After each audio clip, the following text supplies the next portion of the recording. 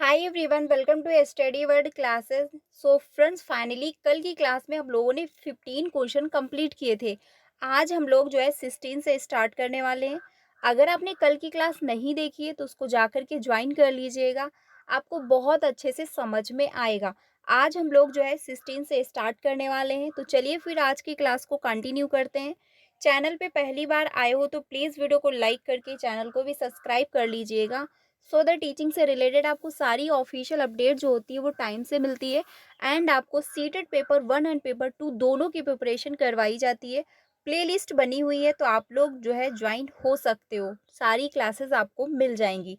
तो चलिए फिर आज की क्लास को कंटिन्यू करते हैं। कल हम लोगों ने सोशल साइंस पेपर 2 के लिए PYQ क्वेश्चन डिस्कस किए थे। आपको 5 बजे क्लास मिल गई थी, तो आप लोग उसको ज्वाइन कर लीजिएगा अगर नहीं किया हुआ है। तो चलिए फिर आज के जो क्वेश्चन है वो हम लोग डिस्कस करते हैं। देखिए, आज के जो क्वेश्चन है काफ़ी इंपॉर्टेंट है, क्योंकि पेपर 2 के पेपर है, यानी पेपर 2 के हम लोग क्वेश्चन डिस्कस कर रहे हैं। कल भी हम लोगों ने पेपर 2 के ही क्वेश्चन डिस्कस किए थे, आज भी हम लोग जो है पेपर 2 के ही क्वेश्चन करने वाले हैं। तो चलिए फिर आज का पहला क्वेश्चन है, इसमें जो है पूछा है कि विशिष्ट आवश्यकता वाले बच्चों की ज़रूरतों को ध्यान में रखने के लिए कौन से दर्शन शास्त्र का पालन करना चाहिए। यानी विशिष्ट, जिनको क्या है किसी भी प्रकार की डिसेबिलिटी होती है या फिर कोई प्रॉब्लम होती है, तो ऐसे बच्चों को क्या है इसमें कहा गया है कि उनकी ज़रूरतों को ध्यान में रखने के लिए कौन से दर्शन शास्त्र का पालन करेंगे। यानी इसमें से कौन सा एक ऑप्शन है जो उनके लिए सही है। तो पहला है, उनको पृथक्करण करके अलग शैक्षिक जो है संस्थानों में भेज देना चाहिए। तो बिल्कुल भी नहीं, आप बच्चों को अलग थलग नहीं कर सकते हैं, ये आपका एनसीएफ भी कहता है। और इंक्लूसिव एजुकेशन भी जो है इसी पर क्या है जोर नहीं देती है, बल्कि इसको नकारती है। तो ये भी आपका जो है गलत होगा आंसर। सेकंड है कि इनको केवल व्यावसायिक प्रशिक्षण दिया जाना चाहिए। यानी कि जिनको विशिष्ट आवश्यकता, यानी उनको किसी भी प्रकार की डिसेबिलिटी है या फिर प्रॉब्लम है, तो आप उनको अगर केवल व्यावसायिक प्रशिक्षण दोगे तो इससे क्या होगा, वो अपना रोजगार यानी अपना जीवन यापन कर पाएंगे। ऐसा भी आपको नहीं करना है।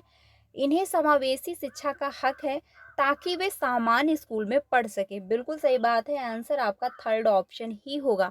देखिए, ये मैटर नहीं करता कि बच्चा विशिष्ट आवश्यकता वाला है या फिर उसको डिसेबिलिटी है या फिर उसको कोई भी प्रॉब्लम है, ये मैटर नहीं करता। हर बच्चे को क्या है शिक्षा प्राप्त करने का अधिकार है, और इंक्लूसिव एजुकेशन इसी पर फोकस करती है कि हम हर प्रकार के बच्चे को क्या है इंक्लूड करेंगे, और साथ ही उसकी नीड के अनुसार जो भी उसकी नीड है, जो भी उसकी आवश्यकताएं हैं, हम उनको ध्यान में रखते हुए उसका प्रोग्रेस करवाएंगे। तो आंसर जो होगा यहाँ पे सबसे बेस्ट है वो थर्ड ऑप्शन, यानी थर्ड ऑप्शन आपका सही है। बाकी जो फोर्थ है, इनको किसी भी प्रकार की शिक्षा की ज़रूरत नहीं है, ये भी कहना गलत हो जाएगा। आंसर आपका थर्ड ऑप्शन सही होगा। अगले क्वेश्चन पे चलते हैं। अगला है क्वेश्चन नंबर 17। इसमें पूछा है कि सीखने की जो है अक्षमता वाले छात्रों के लिए निम्नलिखित में से कौन सा उचित समावेशन है। यानी कि सीखने की अक्षमता, यानी जिनको सीखने में प्रॉब्लम होती है, उनको आप उचित समावेशन यानी आप उनको इंक्लूड करना चाह रहे हो, तो कैसे, यानी कौन सा इसमें ऑप्शन सही होगा। तो पहला है, मूल्यांकन के लिए जो है मानकीकृत परीक्षण, यानी आप जो है असेसमेंट करना चाह रहे हो जिसके लिए मानकीकृत परीक्षण का प्रयोग करोगे, यानी सभी के लिए एक जैसा रूल फॉलो करोगे, तो ये आपका सही नहीं होगा। क्योंकि ऑलरेडी क्या है, सीखने में अक्षमता यानी सीखने में जो है डिसेबिलिटी है, स्टूडेंट को सीखने में प्रॉब्लम है, तो आप रूल एक जैसा फॉलो नहीं करोगे। क्योंकि मान के चलिए जैसे एक बच्चा है जिसको लिखने लिखने में प्रॉब्लम हो रही है, अब वो धीरे धीरे लिख पा रहा है क्योंकि उसको प्रॉब्लम है। अब ये तो नहीं कर सकते आप कि सभी के लिए 2 घंटे का ही टाइम है, अगर 2 घंटे में कंप्लीट होता है तो ठीक है, नहीं होता है तो कोई बात नहीं, आपको सबमिट करना होगा। ऐसा आप नहीं करोगे, एटलीस्ट क्या है आप उसको एक्स्ट्रा टाइम दोगे, 10 से 15 मिनट, 20 मिनट, आधा घंटे आप उसको एक्स्ट्रा टाइम दोगे। ये क्या हुआ, इंक्लूसिव एजुकेशन के रूल को आप फॉलो कर रहे हो। लेकिन अगर आप ऐसा नहीं करते हो तो आप उसके रूल को फॉलो नहीं कर रहे हो। तो सभी के लिए आप एक जैसा रूल फॉलो नहीं कर सकते, ये आपका गलत हो गया। लंबी अवधि के लिए लिखित परीक्षा, बच्चे को ऑलरेडी प्रॉब्लम है तो आप लंबी अवधि के लिए लिखित परीक्षा जो है डिजाइन नहीं करेंगे। तनाव में जो है काम करने की क्षमता का परीक्षण या फिर अधिमान्य बैठने की व्यवस्था करना। तो यहाँ पर जो होगा आंसर, सीखने की अक्षमता है तो यानी कि अधिमान में बैठने की व्यवस्था करना आंसर होगा आपका। यानी तनाव में काम करने की क्षमता का परीक्षण, तो ये भी नहीं होगा क्योंकि उसको ऑलरेडी समस्या, आप तनाव जो है दे रहे हो बच्चे को, जो स्ट्रेस दे रहे हो, तो इससे वो और परेशान होगा। आंसर होगा आपका 4 ऑप्शन सही हो जाएगा, ठीक है। अब आगे चलते हैं। अगला क्वेश्चन है, अगला है 18। इसमें बात हुई है कि समावेशी स्कूलों को चाहिए कि वे, यानी इंक्लूसिव एजुकेशन जो होती है, जो उसमें क्या चाहिए वो आपको बताना है। इसमें कौन सा ऑप्शन होगा उसके अकॉर्डिंग। तो पहला है विविधता को समझे, स्वीकार करे और महत्व दे, यानी जो डिफरेंसेस हैं उसको समझे और उसको एक्सेप्ट करे, ठीक है। तो ये होगा। या फिर जो है होगा बच्चों की जो है बच्चों को पहचानने, नामनीकरण करने और उन्हें पृथक करने। जी बिल्कुल भी नहीं, ये आपका आंसर नहीं होगा क्योंकि हम बच्चे को लेबल नहीं कर सकते, ठीक है। अलग थलग तो बिल्कुल भी नहीं कर सकते, ना तो उसको हम अलग अलग ग्रुप में बैठा सकते हैं। एकरूपता और मानकीकरण पर ध्यान दें। तो एकरूपता तो सही था, लेकिन मानकीकृत यानी सभी के लिए आप एक जैसा रूल, ये फॉलो नहीं होगा। दया और सहानुभूति, यानी आप बच्चे को दया दिखा रहे हो, सिंपैथी दिखा रहे हो कि अरे आपको तो दिखता नहीं है, अरे आप तो कम लिख पा रहे हो, तो ऐसा आपको नहीं करना। इसमें बच्चे में और हीनता की भावना आएगी, बल्कि आप उसको और अप्रिशिएट करोगे, प्रोत्साहित करोगे कि यस आप कर सकते हो, ठीक है। तो आंसर होगा आपका फर्स्ट ऑप्शन सही होगा, क्योंकि टीचर की जो थिंकिंग होती है बच्चों के लिए, वो काफ़ी इफेक्ट डालती है बच्चे की लर्निंग पे। अगर टीचर ने बच्चे से बोला है कि यस आप कर सकते हो, तो बच्चा अगर नहीं भी कर पा रहा है, ठीक है, उसकी एबिलिटी नहीं है इतनी कि वो कर सकता है, लेकिन वो करने की कोशिश ज़रूर करेगा, और जब करने की कोशिश करेगा तो 50% तो कर ही लेगा ना। इसीलिए टीचर की क्या थिंकिंग है बच्चे के प्रति, बच्चे की लर्निंग को काफ़ी प्रभावित करती है। तो आंसर होगा आपका फर्स्ट ऑप्शन सही हो जाएगा। आगे चलते हैं अगले क्वेश्चन पर 19 पे। 19 है कि रचनात्मकता की एक आवश्यक और विशिष्ट पहचान जो है विशेषता है। तो इसमें होगा अभिसारी सोच, या फिर विचारों की मौलिकता, या फिर कार्यों को दोहराने के लिए वीरता। तो देखिए, अगर आप एक ही वर्क बार बार रिपीट कर रहे हो, तो इसमें आप में कोई क्रिएटिव थिंकिंग नहीं है, तो ये गलत हो गया। विचार में केंद्रिता, यानी सिर्फ आप एक ही पॉइंट के बारे में सोच पा रहे हो, तो ये भी आपकी विशेषता नहीं होगी। लेकिन जो है विचारों में मौलिकता, यानी कि आप अलग अलग जो है आइडियाज आ रहे हैं आपके दिमाग में, आप अलग अलग थॉट हैं आप में, एक ही काम को आप जो है 3 प्रकार से 10 प्रकार से करने की एबिलिटी रखते हो, आप जो है थिंकिंग जो है तर्क-वितर्क कर पा रहे हो, तो यानी आप में क्रिएटिविटी है, ठीक है? एक विशिष्ट पहचान भी है। आंसर होगा आपका सेकंड ऑप्शन। देखिए, क्लोज एंडेड जो है थिंकिंग, यानी जो है कन्वर्जन थिंकिंग जो होती है, ये क्या है, ये जो होती है बच्चे की जो थिंकिंग होती है उसको जो है फैलाती नहीं है, उसको बल्कि क्लोज कर रही होती है, क्योंकि इसमें एक मतलब हर क्वेश्चन का जो होता है एक आंसर फिक्स होता है। तो इसमें बच्चे को अगर आ रहा है तो वो बताएगा, अगर नहीं आता तो उसमें अपना दिमाग नहीं लगाएगा, ठीक है। तो अभिसारी सोच जो होती है, इसमें बच्चे की थिंकिंग डेवलप नहीं हो रही होती है। बट सेकेंड ऑप्शन आपका बेस्ट हो जाएगा। अगले क्वेश्चन पे चलते हैं 20 पे। अगला है क्वेश्चन नंबर 20। इसमें बात हुई है समावेशी शिक्षा के संदर्भ में निम्नलिखित में से कौन सा कथन सही है, यानी इंक्लूसिव एजुकेशन की यहाँ पर बात हुई है, उसके बारे में कौन सा स्टेटमेंट जो है वो सही बताया गया है।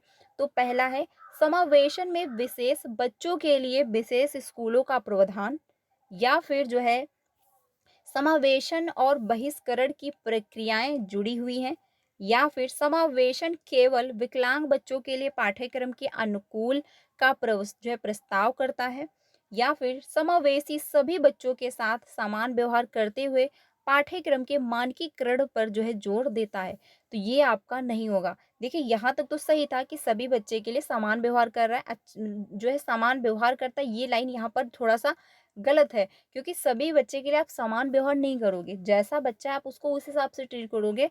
लेकिन बच्चे को आप ये नहीं अलग-थलग नहीं करोगे, बच्चे को ये फ़ील नहीं कराओगे कि आप जो है कमज़ोर हो, या फिर आपको पढ़ने में इंटरेस्ट नहीं है, या फिर आपका बैकग्राउंड अच्छा नहीं है। ऐसे आप बच्चे को जो है मोटिवेट मतलब ऐसे बच्चे से आप बात नहीं करोगे, तो ये गलत हो गया। यहाँ पर बात हुई कि केवल विकलांग जो है बच्चों के लिए पाठ्यक्रम के अनुकूल प्रस्ताव करना, तो ये भी नहीं होगा क्योंकि बाकी स्टूडेंट भी हैं। समावेशन और बहिष्करण, ये बहिष्करण आपका टॉप जो वर्ड है ये क्या निगेटिव है, ये नहीं होगा। आंसर होगा आपका फर्स्ट ऑप्शन, यानी समावेशन में विशेष बच्चों के लिए विशेष स्कूलों का प्रावधान होगा।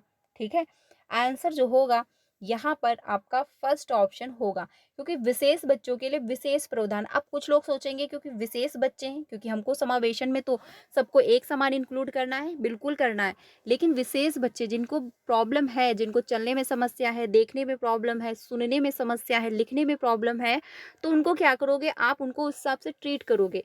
जैसे मान के चलिए जिस बच्चे को चलने में प्रॉब्लम है तो व्हीलचेयर का प्रयोग करोगे आप, या फिर लिफ्ट का प्रयोग कराओगे, या फिर आप जो क्लासरूम है वो ग्राउंड फ्लोर पे लगाओगे, है ना। यानी हर बच्चे की नीड के अनुसार आप उसकी हेल्प करोगे। तो विशेष बच्चों के लिए विशेष स्कूलों का प्रावधान भी आपको करना होगा। आंसर होगा आपका क्या है, फर्स्ट ऑप्शन सही हो जाएगा। अगले क्वेश्चन पे चलते हैं 21 पे।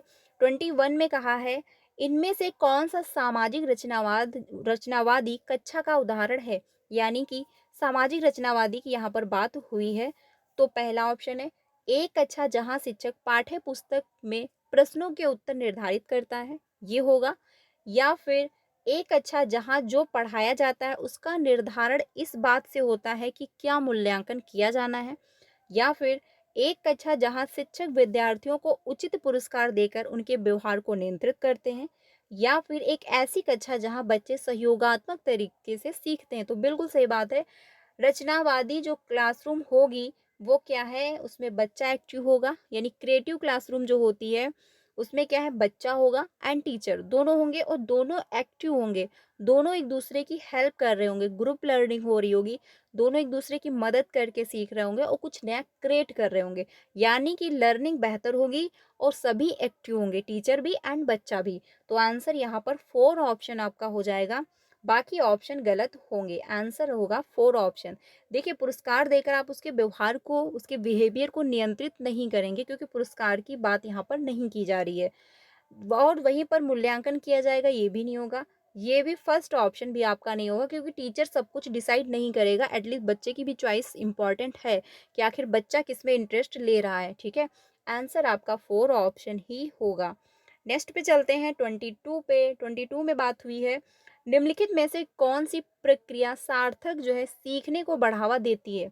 यानी कि इसमें कौन सी जो है, कौन सा ऑप्शन है जो लर्निंग को अप्रिशिएट करता है, लर्निंग को जो है ग्रो करवाता है। तो अन्वेषण और चर्चा होगा, यानी डिस्कशन और आपका जो है डिस्कवरी होगा। या फिर अनुकूलन होगा, यानी कि कंडीशनिंग होगा।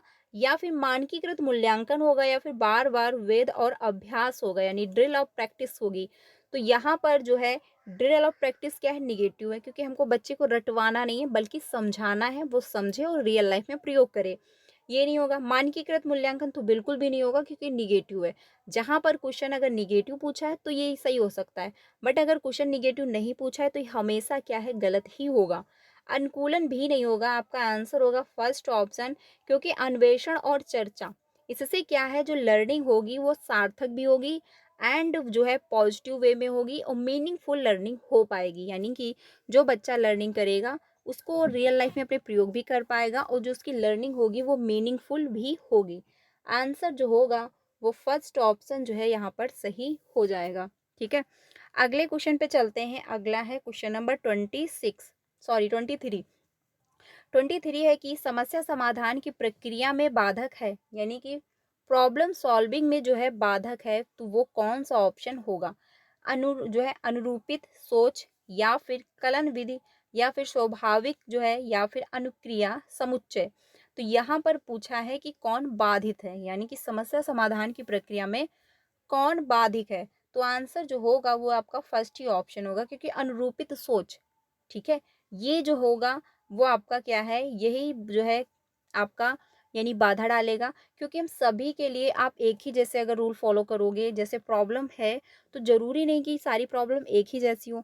तो जब सभी प्रॉब्लम एक जैसी नहीं है तो सभी को आप सॉल्व करने के लिए एक जैसा रूल फॉलो नहीं करोगे। ठीक है, हाँ ये है कि अगर प्रॉब्लम वैसी ही मैच कर रही है, तो अगर आपने पहले वैसी प्रॉब्लम अगर सॉल्व की है तो उससे कुछ अनुभव लेकर के, कुछ आइडियाज़ लेकर के नई प्रॉब्लम को आप सॉल्व कर सकते हो। लेकिन सभी के लिए आप जो है एक जैसी थिंकिंग का प्रयोग नहीं कर सकते, एक जैसी प्रॉब्लम सॉल्व करने की जो थिंकिंग है उसको अप्लाई नहीं कर सकते।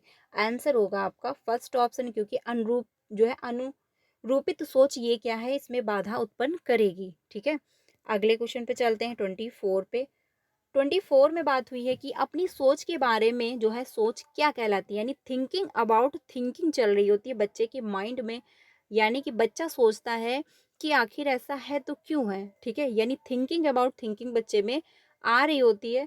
तो इसमें होगा रिहर्सल, ये नहीं होगा, मेमोराइजेशन, ये भी नहीं होगा, मेटाकॉग्निशन, या फिर होगा समीकरण।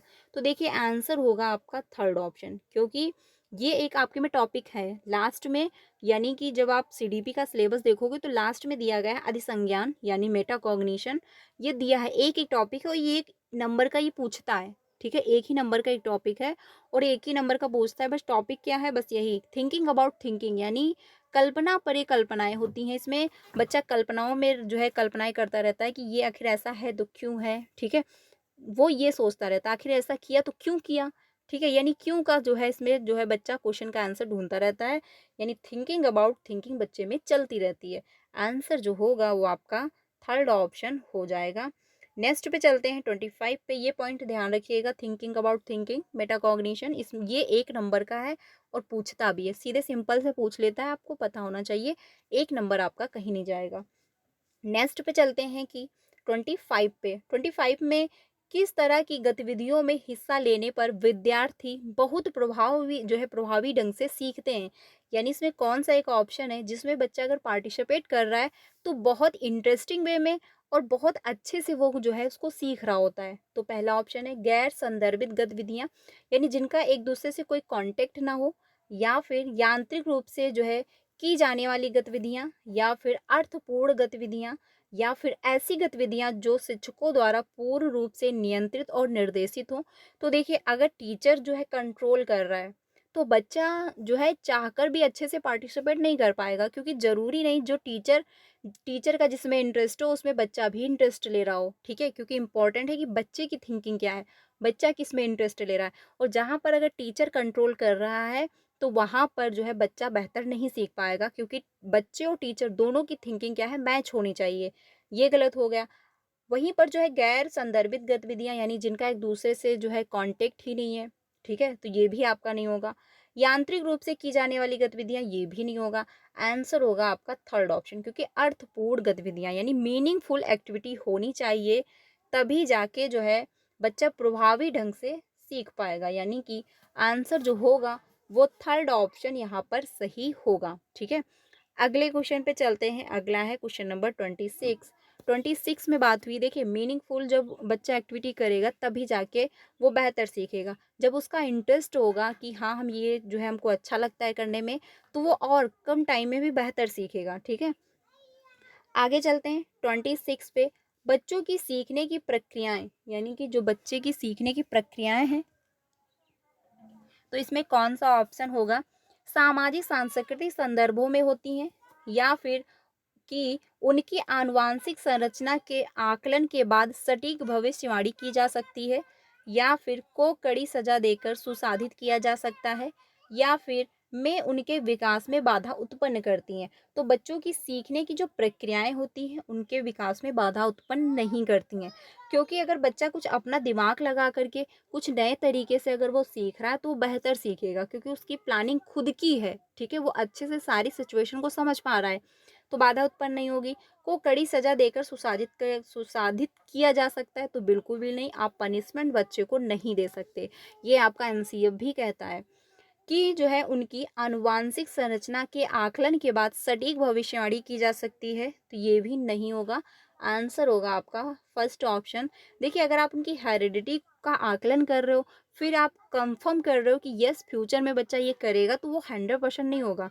हाँ, माना कि उसकी हेरिडिटी में है, वो कर सकता है अगर उसको अच्छा इन्वायरमेंट दिया गया है, उसने एफर्ट डाले हैं, प्रैक्टिस की है, बट आप 100% नहीं कर सकते, क्योंकि आपने देखा होगा किसी के पेरेंट्स अगर टीचर हैं तो जरूरी नहीं है कि बच्चा भी टीचर हो, बच्चा डॉक्टर भी हो सकता है, बच्चा इंजीनियर भी हो सकता है, बच्चा डांसर भी बन सकता है।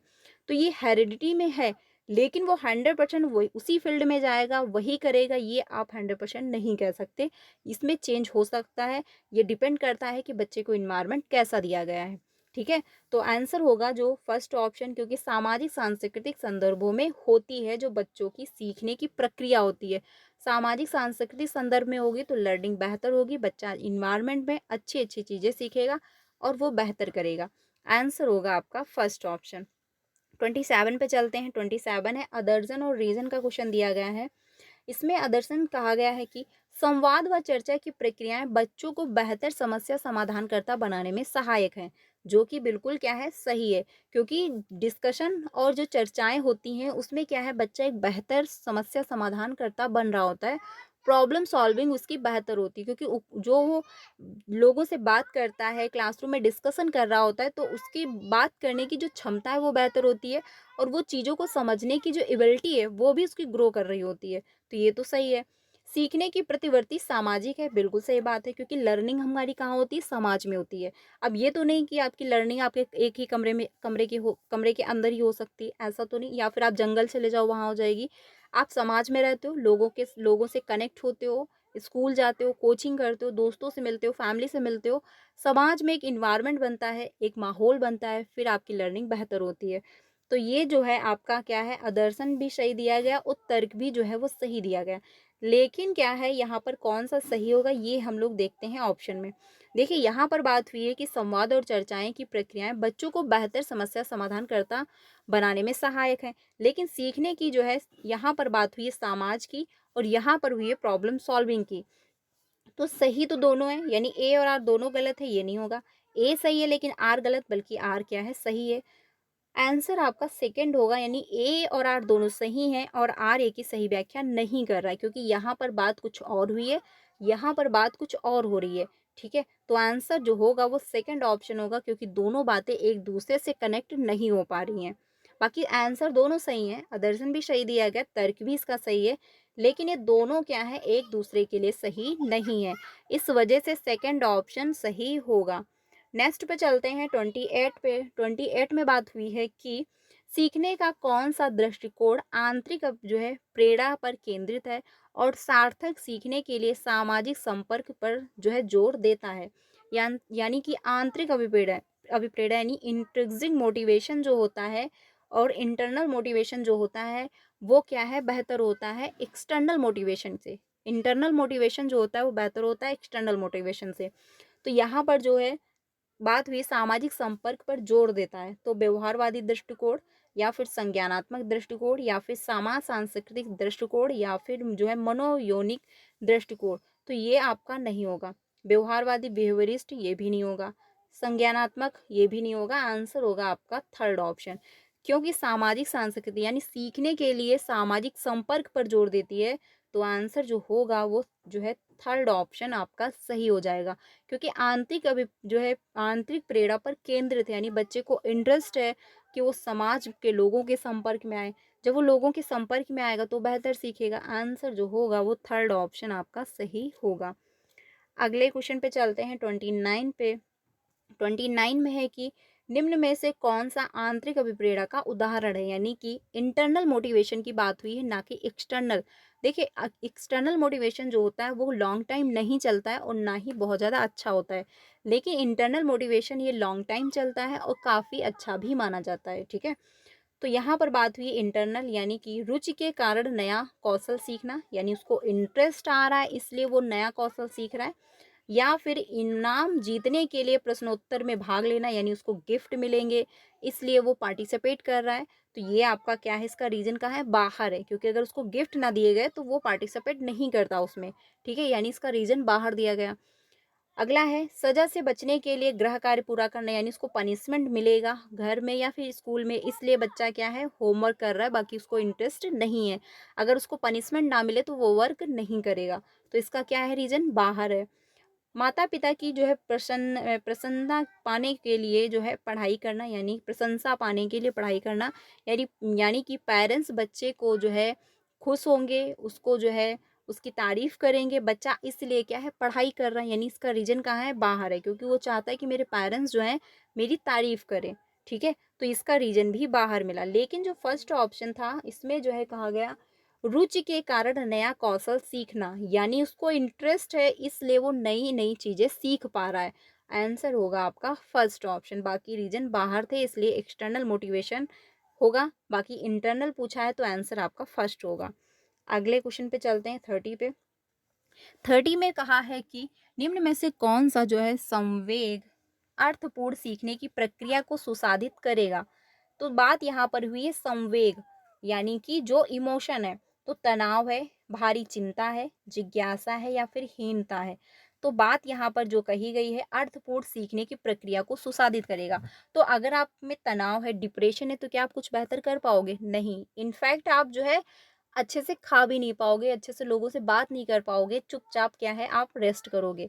तो तनाव अगर है तो सीखना बहुत दूर रहा, आप डेली के वर्क भी नहीं कर सकते। तो ये आपका गलत हो गया। भारी चिंता, अगर आपको डिप्रेशन है, परेशान हो, कोई टेंशन है, तो भी आप वर्क अच्छे से नहीं कर सकते और आप लर्निंग भी बेहतर नहीं कर पाओगे। आपने देखा होगा अगर अगर किसी दिन पेन हो रही है बॉडी में, कुछ भी अगर दर्द है, तो आप क्या है आपकी लर्निंग बेहतर नहीं होती। आप ना कुछ सीख पाते हो, ना अच्छे से कोई वर्क कर पा रहे होते हो, यानी कि लर्निंग बेहतर नहीं है।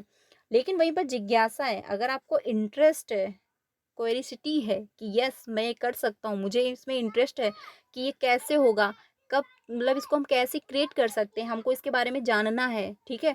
उसमें क्या होगा, आपको जिज्ञासा हो रही है तो आप बेहतर सीखोगे। अगर आपको थोड़ी पेन भी है बॉडी में तो भी आप इग्नोर करके कुछ ना कुछ आप कोशिश करोगे कि अरे मैं कर सकता हूँ, थोड़ा ही 100% नहीं दे पाऊंगा लेकिन अपना 80% दे सकता हूँ। तो आप जो है अगर कोई दर्द भी है तो भी आप मैनेज करोगे क्योंकि आपको जिज्ञासा है, ठीक है, एक माइंड सेट है कि यस मैं कर सकता हूँ। क्योंकि किसी भी काम को करने के लिए एक माइंड सेट का होना बहुत ज़्यादा ज़रूरी है।